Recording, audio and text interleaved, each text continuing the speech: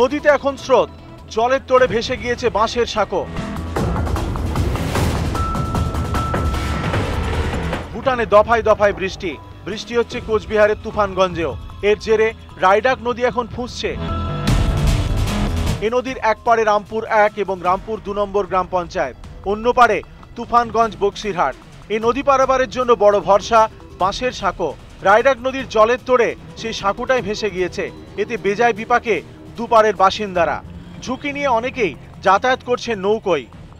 সাঁকোয়া ছিল তখন তো সুবিধা হতো আমাদের, বক্সিরহাট যেতে টাইম প্রচুর শর্ট হতো। তখন তো জাকলাটা ভেঙে গেছে, জলের কারণে সাঁকো ভেঙে গেছে। হ্যাঁ, জলের কারণে সাঁকোটা ভেঙে গেছে।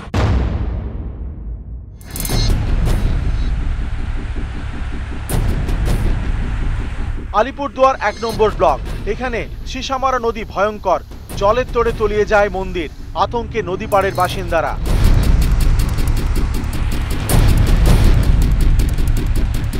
জল বাড়ছে তোর সাথেও। ধ্বংসাত্মক রূপ ভুটানের নদীর। জলদাপাড়া জাতীয় উদ্যান সংলগ্ন আলিপুরদুয়ার বিধানসভার সিসামারা এলাকায় আবার ওই নদীর জল বেড়েছে সিসামারা নদীতে। সেখানে একটা মন্দিরকেও পর্যন্ত ভেঙে উড়িয়ে দিয়ে মন্দির চলে গেছে।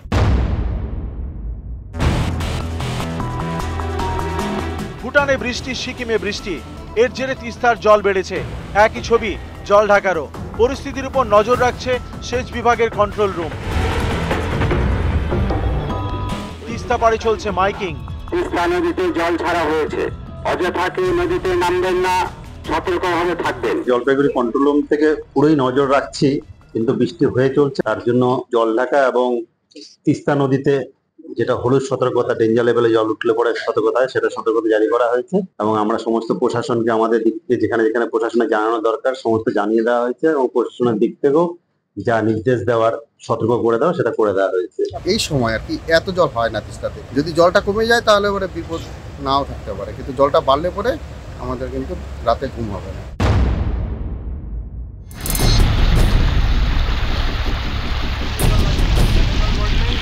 জলপাইগুড়িতে ফুঁসছে ডায়না, এর জেরে ভেঙে যায় অস্থায়ী নদী বাঁধ। থমকে যায় ডায়না নদীতে ড্রেজিং এর কাজ। যেভাবে নদীর জলস্তর বাড়ছে তাতে নদীর পাড়ে আতঙ্কও বাড়ছে। রাত্রে ভয় লাগে, প্রচুর জল বাড়ছে। বাচ্চা কাচ্চা নিয়ে থাকি ডায়নার পাশে, এরকম কাজ চলতেছে। এখন তো পুরা যে গর্ত করতেছে, এই গর্ত ভেঙে ভেঙে পুরো আমাদের এদিকে পুরো এখন পাথরে নাই, খালি বালু বালু হয়ে গেছে। ড্রেজিং হলে গ্রামে জল ঢুকবে না।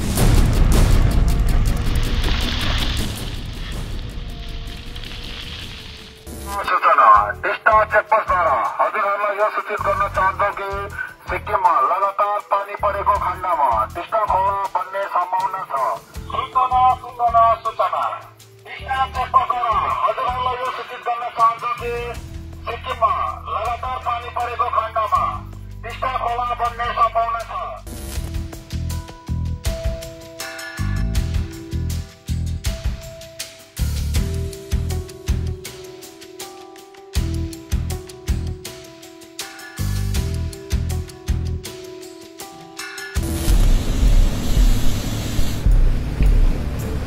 উত্তর সিকিমে মেঘ ভাঙা বৃষ্টি, তিস্তার তাণ্ডব।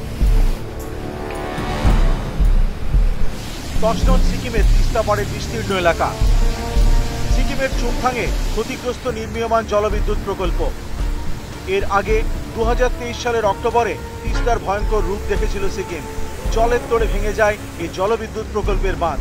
তারপর ফের জলবিদ্যুৎ প্রকল্প নির্মাণের কাজ শুরু হয়। এর মাঝেই ফের মেঘ ভাঙা বৃষ্টিতে বিপত্তি। ক্ষতিগ্রস্ত একাধিক ব্রিজ। তিস্তার জলের তোড়ে ভেঙে গিয়েছে সাংকালাং ব্রিজের পিলার। ব্রিজে বিপত্তি, রাস্তায় ধস।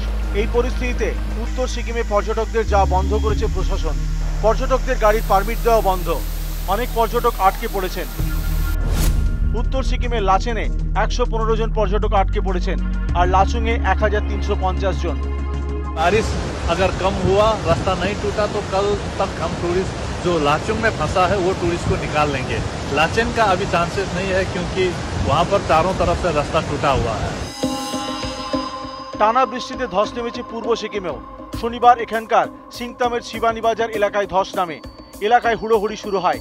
অল্পের জন্য রক্ষা পেয়েছে পাশের জলবিদ্যুৎ প্রকল্প। ফুঁসছে তিস্তা, আতঙ্কে সিকিম।